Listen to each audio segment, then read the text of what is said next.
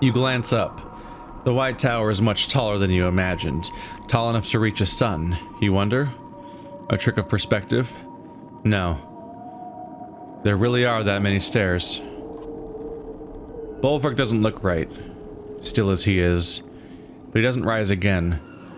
Ravens stare, wearing a wide range of emotions on their faces. You have no time to gape, yourself. You drag Ivan toward the tower, where stairs spiral upward beyond sight, and you take the first of many, many steps.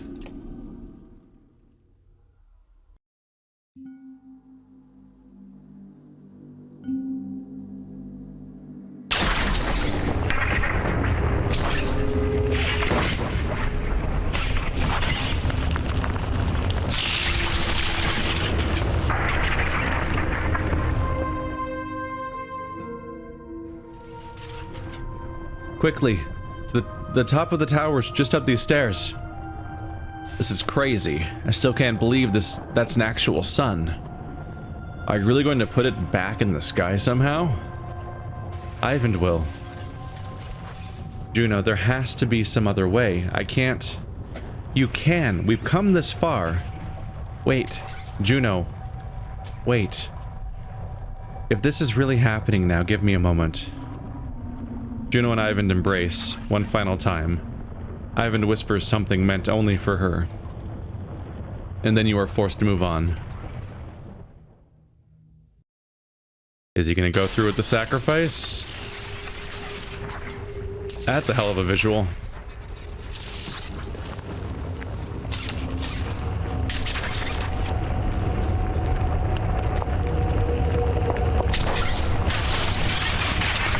The world lives or dies here.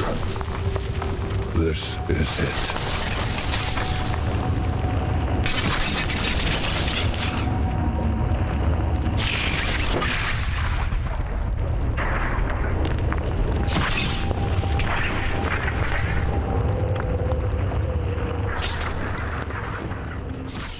At the center of the tower, Juno sits upon the pedestal, and Ivan reluctantly begins his task. Juno hovers in the air, immobilized. She looks peaceful, as if finally letting go of the burden she has carried this far, when you hear a familiar rumbling.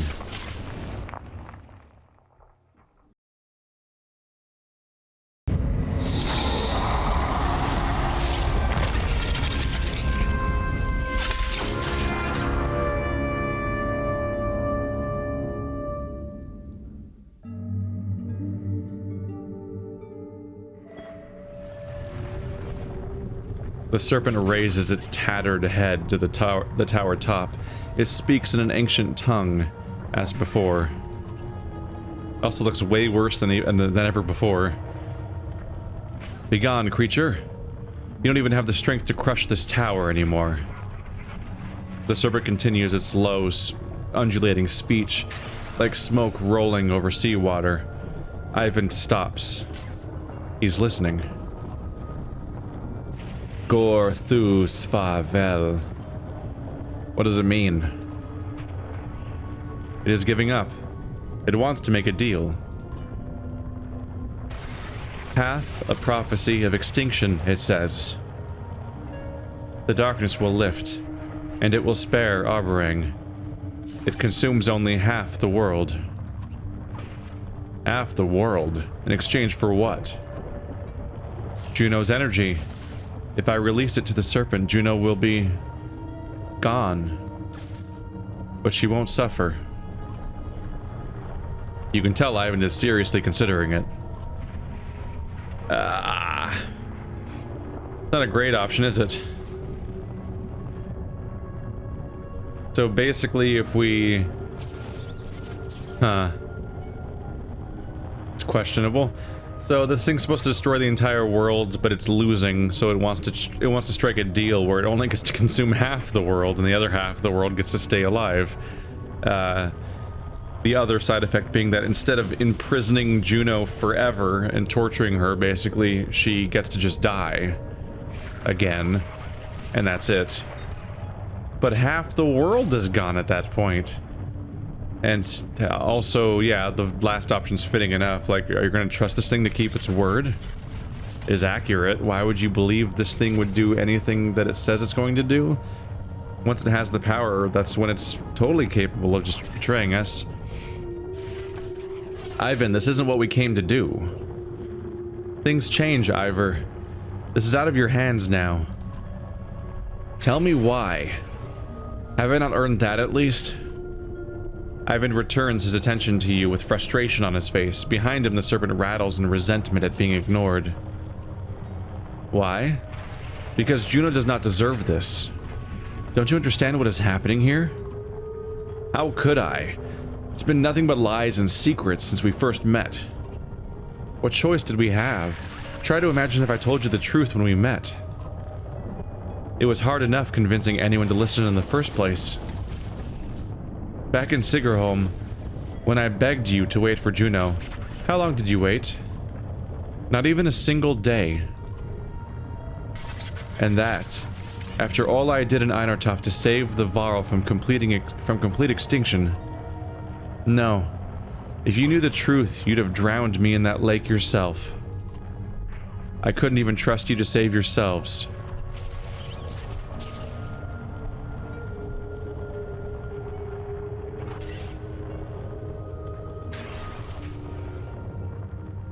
How were we supposed to know what was going on?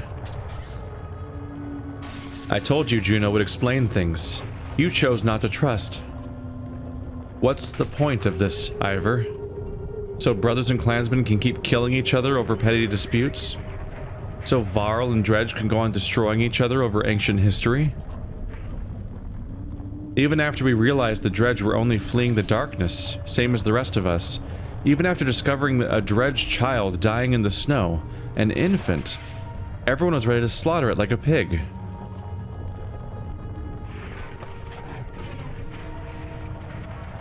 And yet the Dredge child lives on even now. So maybe one in thousands is spared. Is this really what you want to argue right now? If you're going to ask me to weigh the fate of the world against Juno, then tell me why I should care. The serpent slithers anxiously. It is not accustomed to being ignored, but Ivan continues on in spite of the danger. And we both know how this world really is.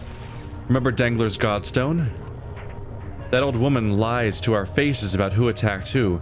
Then she mocks us for not butchering that stone hurler on the site. And even with that truth laid so bare before us, there was debate.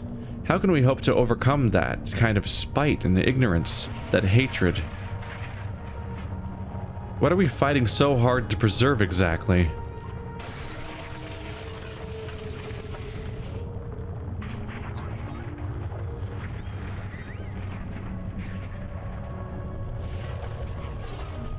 You've had plenty of time to ask that stone hurler how she feels about it. Fair enough. I do understand your meaning, but you don't know the depths of it the way I do. There was a woman near Orsma River after we somehow survived crossing the chasm. Some of her clansmen had tied her to a stake. Witch, they screamed. She was meant to starve to death. I can still see her face, the torture and the pain. Do you remember how many days she had hung there, starving before we arrived? Shit.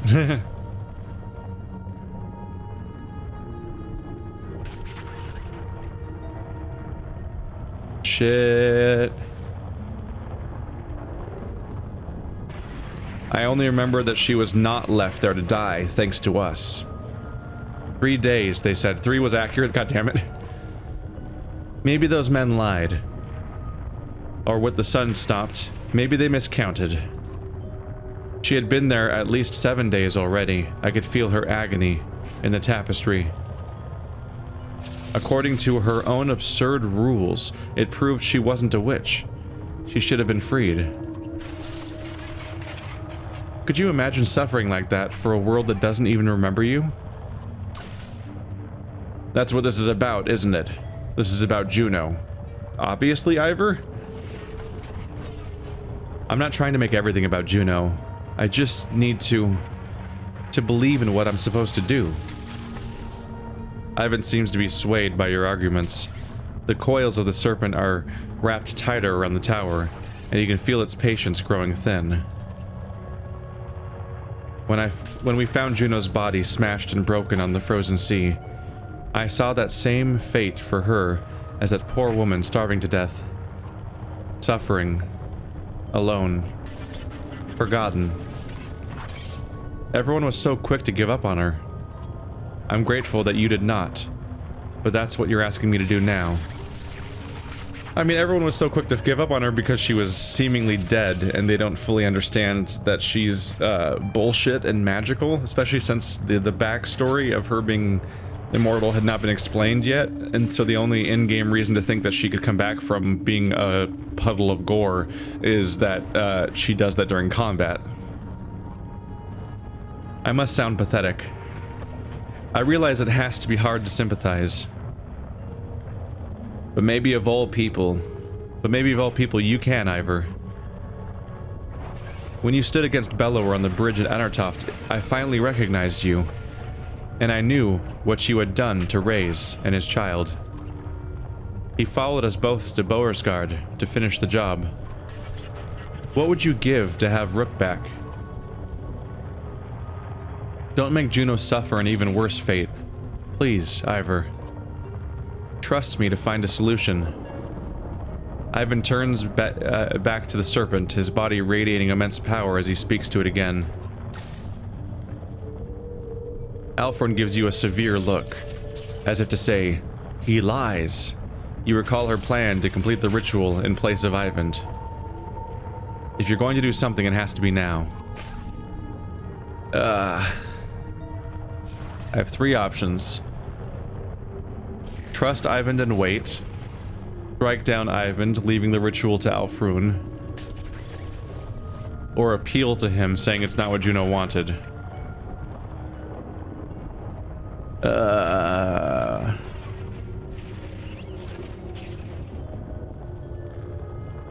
Doing nothing seems like a bad idea, because he's talking about appealing to the serpent. But the game gave me specific text saying that he's convinced by me, which I'm not sure what to do with. But I'm not sure if I'm ready to just blindly attack him right now. I mean, not blindly, but I'm not sure if I'm really ready to quite attack yet. My problem is that these kinds of games with these decisions...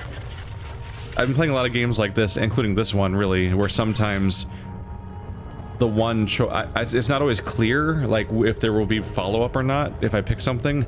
So sometimes something that doesn't feel like a super final decision is totally the final decision of the scenario, and that's all I get to do.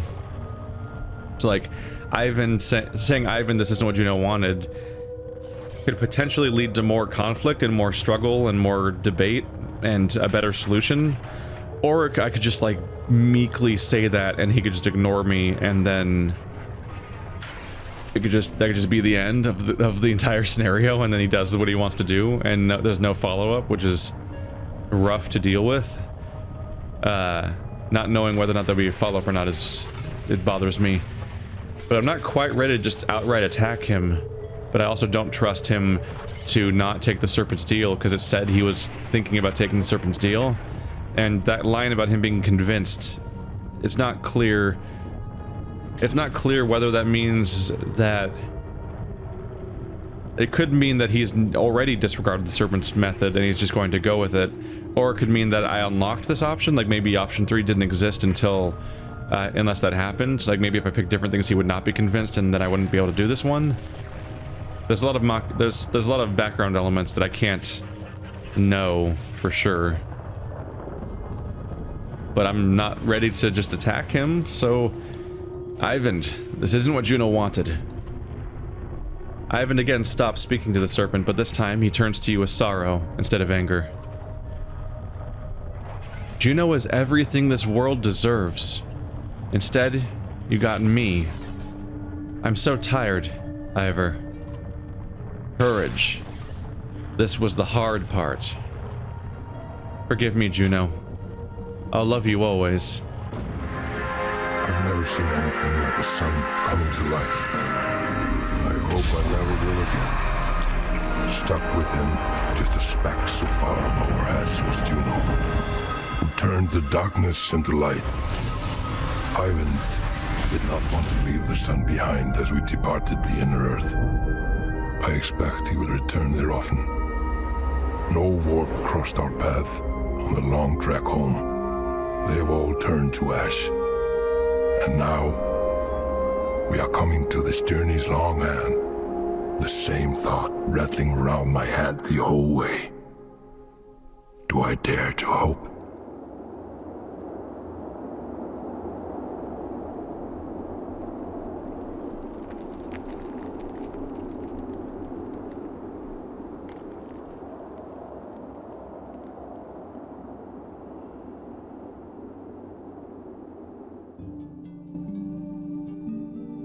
Oh shit, that was abrupt. That was super abrupt. So as I feared, clicking on it is just the end. There is no follow-up dialogue options, so it was very much causing the ending to happen. I got the intended result though, which is that he did go through with the ritual apparently. That one line of dialogue immediately swayed him apparently. And so now I guess she is the new sun, which I guess she's alive in that still, because it was supposed to be like a torture of some sort, like a prison, as opposed to just her. Is she immortal inside the sun? Is she always burning? Is that what it means? Or is she just trapped inside of an orb that radiates energy? The lack...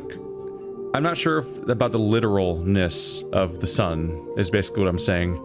Are these credits over already? Holy shit. Is that all the credits? Because that's really impressive, honestly.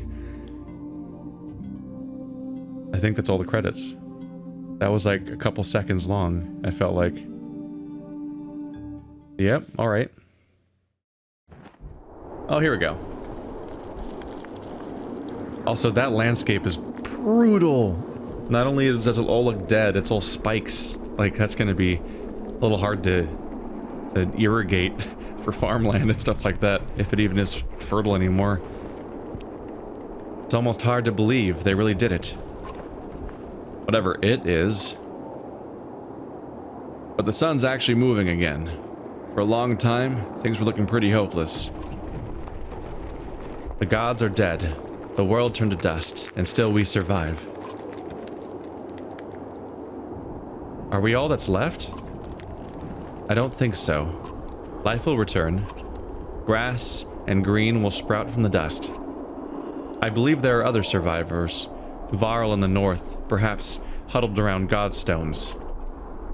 South of the darkness, there may still be horseborn fleeing across the fields, or ships of men, or dredge without Sundar.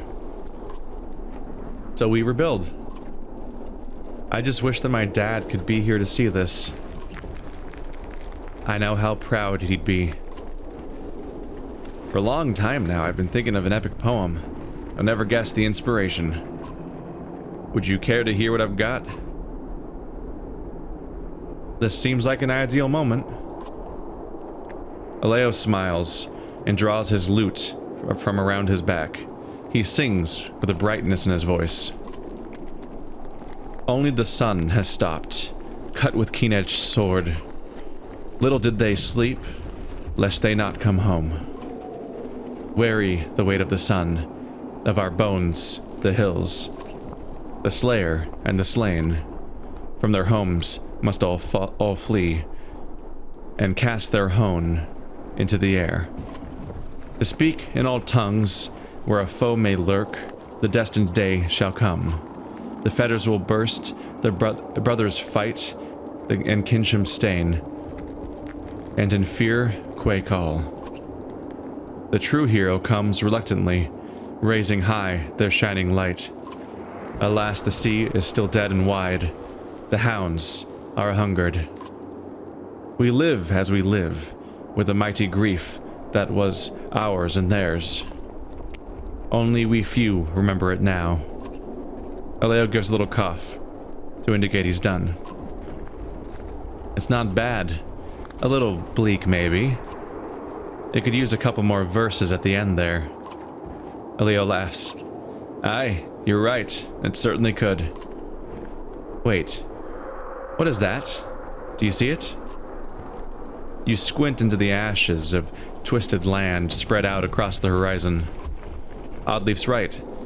Something there is moving. It looks like a line of people. And at the front? Is that Ivor?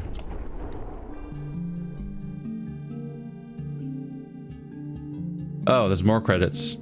Okay. I was like, that seemed impossible a little bit, how short those credits were. We're doing a credits interspersed along the... Hey, song.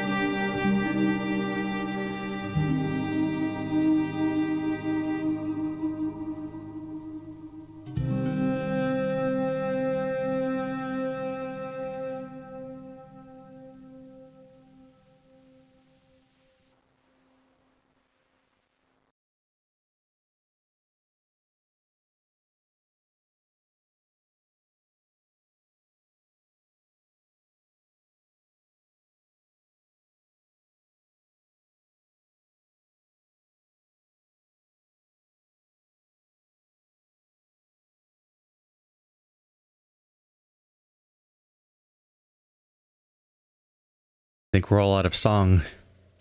I like the little art style thing going on here. They have like a cross-hatching thing. I think it's a filter though. It seems like somebody might have done solid black art and then they did this filter over it to give it the cross-hatching because the places it starts and stop look odd. So that's Moger and not Moger. Mogan and Hogan. What were the names? That was the two Axe brothers. So this is cool that each individual character gets their own individual art piece and stuff. Except those guys. Those are the... Okay. That's the three dredge of this game, and Alpha and all getting a single piece of art. What is that? Oh, it's children pretending to be dredge. Oh yeah, they're reenacting the story. There's Alette dead. That's not what happened. They're reenacting the Ballard fight. Those are supposed to be Ivor's horns. The two people are supposed to be Bellower, and that's supposed to be apparently supposed to be Alette dying, but that's not who died in my playthrough. Whoops. It's interesting to know that you can play the entire game as Alette or Rook for the entire second and third game. Like that's a pretty cool diversion to set up two main characters and have one of them die and then continue a trilogy with one of them. It's happened before with side characters in like BioWare games and stuff like that, but not so much like the main character, basically. I'm having a little trouble making out what that one is on the left. There's smoke, there's someone. I can make out who some of the characters are. I can't tell what the scene is, though. On some of these, actually, I think the cross-hatching filter might be a little distracting. On that one that has so much black on it. Is that Alette and Rook? No, that's Rook and... I think that's Rook and Oddleaf, maybe? I do kind of like that I killed the shit out of Ruga right away. That was nice. Because he just didn't get to mess anything up for me. Isn't that nice? He's just gone. Oh no, that one Kickstarter backer's AFK. What are they gonna do without his backing? So yeah, this was Banner Saga. It's really unnerving how there's no audio. I wonder if I'll add any or not, because it's weirdly unnerving to just sit here in total silence. Overall, I'm very positive on this trilogy. It would have been stronger if it wasn't a trilogy. I can understand some of the reasons why you might have to make it a trilogy, in particular because they were basically an indie studio and so on, and like they were making it at a much smaller scale via Kickstarter backing and stuff like that, so doing it all as one game would have been harder, but it would have been easier to keep track of all the characters and your progression and your party and everything if it all came out at once, to the point where, yeah, like I would recommend to people now, above all other times, to hop in now and try out the series because they can play them all in a row, as opposed to waiting 2 years between each one. Because I played the first two back to back, and it just kind of naturally flowed from one to the other. But playing the third one after a 2-year break, I was like, oh god, who are all these characters and where'd they come from? And to the point where I actually was like Krumer disappearing from the party and then showing up in that one scene. I was genuinely unsure if he was somebody who died in the past and that was a glitch, or it was a glitch that he was missing. And only over time did I become more convinced that, like, no, I think he's still alive, and I think the game's just glitching him out of my party selection. And but the game knows he's alive because he keeps showing up in the story, but my party list doesn't remember he's alive for some reason. That kind of bug needs to get fixed, for sure. You could, like, in a game where it's about decisions and characters and who survives and so on, and that unique organ trail approach to which party members survive and everything is kind of vital. And so any glitches that break the continuity of that should definitely be fixed as a high priority. And it's a bummer that they haven't fixed it, because I've been playing it for a few weeks now, like 3 probably, and it hasn't been fixed in that time, and that's a bummer because I feel like that's the kind of priority thing that I would hope for a hot fix, but maybe it's a bigger problem than can be taken care of. I assume they know about it by now, otherwise that raises new issues. But yeah, I don't think I'd ever call this Game of the Year. Banner Saga is intensely memorable, but not astonishingly good on any level, is what I would say. Like, the gameplay is fun, the combat is fun, but I feel like it has balancing issues where it's really hard to reconcile in my head what the strategy is of certain characters versus other ones. Like, at some point, I just would use Varl, Dredge. Basically, I would just use the 2x2 units that are really big, that have super stats, and then I would use spellcasters, and I would use those guys as much as possible. I would use Alette because she's very powerful, being protagonist and all that, and I hear that Rook is also similarly, like, mega powerful. So like those characters are all super powerful. But like all those assholes that are like, I'm a guy with an axe and I hit people with my axe, and I'm like, but why do I do with you? I would look at them, I'm like, I don't get it. Your attack value is not strong, your break value is not strong, your armor is not great. Your amazing ability, Shield Wall, is that you can just stand by somebody and then you guys both get 1 armor. But like, that never scaled up. Like, that was probably stronger at the beginning of the game when Varl were less common and everybody had like 7 for all their numbers, and it's like, oh wow, +1 armor, cool. But like, eventually people have like 20 and stuff like that as their numbers, and it's still just +1 armor. That never got more powerful. And I found that a lot of the human abilities just never got more powerful. Like, oh, wow, you can do a series of blows where you randomly hit their armor or their strength, or I can throw an axe at somebody and for 1 damage, but hey, I'll get to do more follow-up attacks after that if I roll the dice luckily, which, first of all, even if you roll the dice well, you're looking at like maybe 3 or 4 damage. But in my experience, the dice never fell that way. I would throw 1 or 2 axes and it would stop, and I was like, why did I use willpower on that? That was stupid. Obviously, like, Eyvind is way more powerful in many cases because he can just do a ranged attack that does 4 damage as a starting value, even when they have armor and stuff via the lightning, and then that can chain to additional people to do 5, 6, 7, and so on. It's really situational, but it's more powerful even by default than most other human abilities. And that's while being the same character that can heal anybody in the party for like 8 to 12 armor, and also being the character who can throw tiles down that block people's paths and affect navigation actively, making an enemy waste a turn by attacking it or navigate around it while also dealing damage when it was created. Like, what?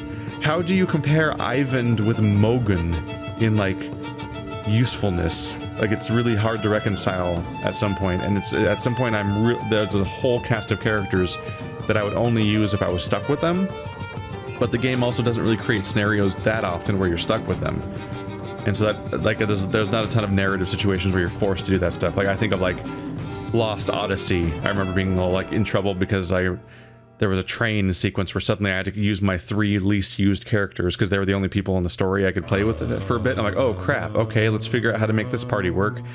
In this game, there was a couple of times. Every now and then I would lose the Varl, for example. Like, the game was aware for a moment that the Varl are powerful, so they'd strip them away and make me deal without them.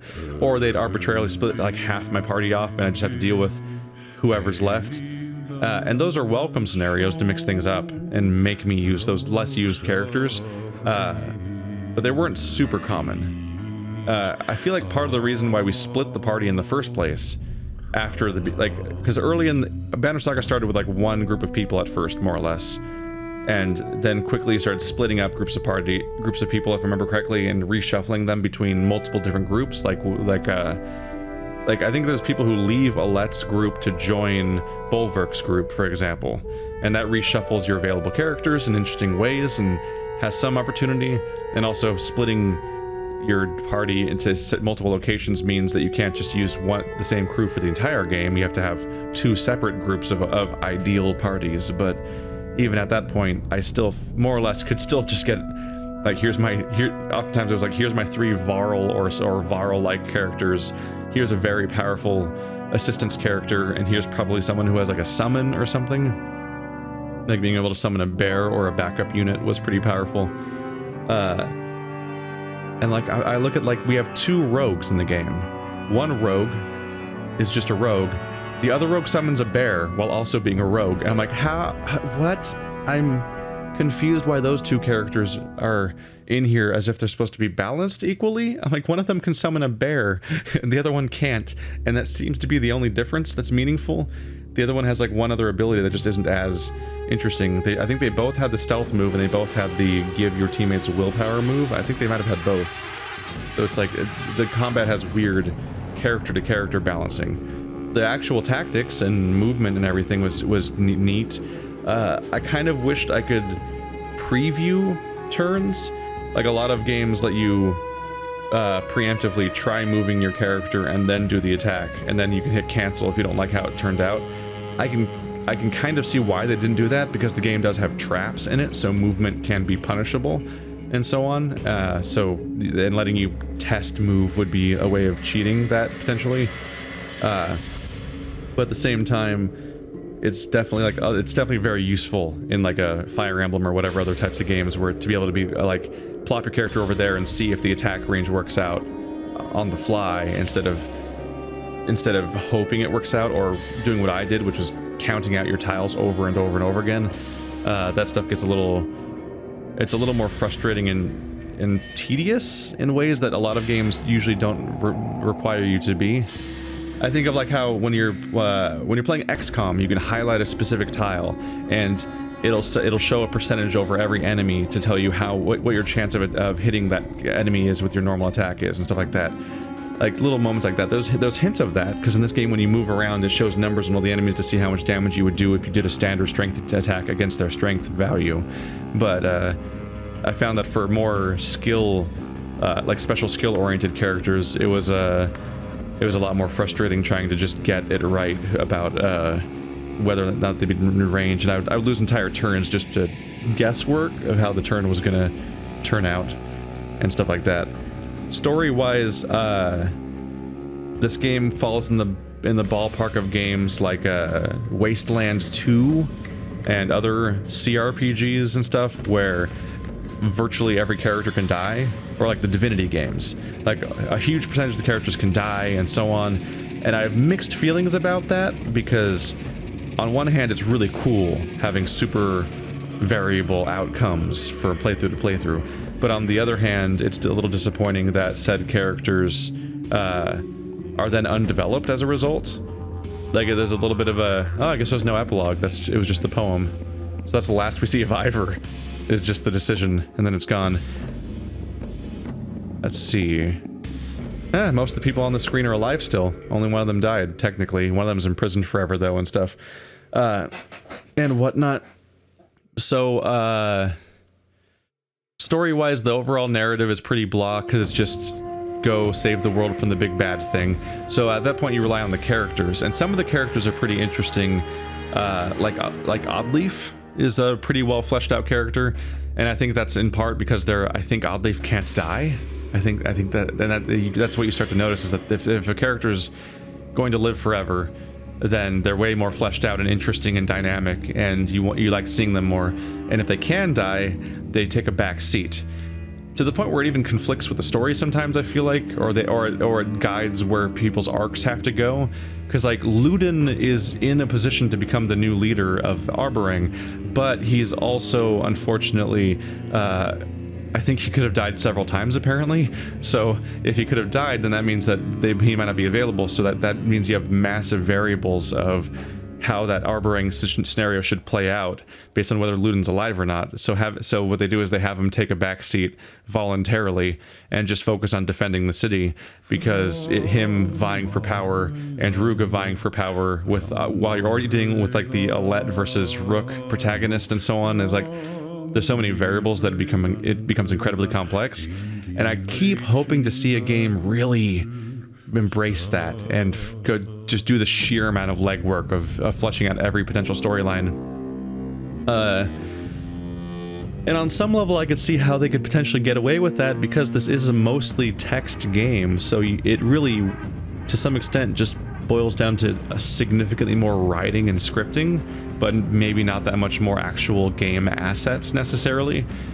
So I could see the game really buckling down and doing that, but it's clearly hard because almost no one ever does that on a regular basis. Games like this and Wasteland and Divinity, the more killable a character is, the more they just become a very modular side character. Also Vampire did that, where like all the killable characters were really encapsulated, and they really didn't have a lot of overreach or context to other scenarios, and they didn't tend to interact with other characters too much or so on, and they didn't tend to play an important role in the story because of the fact that maybe they died 4 hours ago, so we can't make the story hinge on them too much. That'd be too much variability. I find myself really liking character-driven narratives, so despite the fact that I like everyone being able to die in a narrative, the trade-off of the characters often being weaker as a result is kind of a bummer for me. So I don't have a sure answer there, because the only answer really seems to be to just do a ton of work, basically. So that was the narrative, that was the combat, those are the main two things. Probably the main appeal of Banner Saga is the constant back and forth of just the Organ Trail mechanics, making decisions on the road that affect the path of what's going to happen. You're always traveling from one place to another and making a call of what you want to do and like making calculated risks and seeing what happens. I feel like the first two games handled that better because you literally were on a journey and you had to deal with your supplies and how many men you had and make choices that might just be like, oh, let's try helping that person on the side of the road, and now Ludin's dead, or whatever the hell, like that kind of stuff. That stuff mostly went away in this game. They did come up with an interesting solution, which is that because it was time for a final stand, and they wanted to figure out what to do with these resources, like how many resources you had, how many characters you had, and so on, they came up with a cool solution for that, which is that they mathematically decided how many days of time Arboring has to hold out based on how well you've played the 3 games up until that point, which is a really cool follow-up. It reminds me of the Mass Effect 3 thing with like the war preparedness number or whatever the fuck that was, but it's actually really similar in a lot of ways with how like that game would be like, what decision did you make at this point in Mass Effect 1? That affects this number. But I found that the way that Mass Effect did it was less interesting, and it more felt like a checklist of trying to acknowledge our past actions without necessarily having the number meaningfully change that much based on them. Whereas in this game, your number is just based on the raw reality of what were your results up until now. You've been worrying about these numbers for 3 games now. What was your actual outcome? Okay, here's your score, basically, and that affects how well you're gonna hold out during this outcome. That's pretty cool, especially since it's not judging your decisions. Like in Mass Effect, it was like, what'd you do with? I'm trying to remember the aliens right now. That doesn't help the description at all. The Rachni, right? The Rachni. Like, what was your Rachni decision and stuff like that, and then they would just tell you the outcome of your Rachni decision and give you like 40 points for it or whatever. But this one didn't care what your decisions were. This ending did not care whether this character was live or that character was live. It only cared what your number was and what your outcome was, and it judged you based on that. And it was up to you to judge yourself on how you got those numbers up until that point. So that's cool. That was an interesting solution. But I do feel like the journey was stronger in the first 2 games, and it shows that they straight up throw away all of those numbers for Ivor's campaign, which is the majority of this game. Like that's a little weird just to have the core mechanics go away. But yeah, overall I'm happy with this game. I have holes to poke into it in here and there, but it's a real nice project, and I'm happy it happened, and we'll see what they make next. Thanks for watching like always, guys, and I'll see you next time.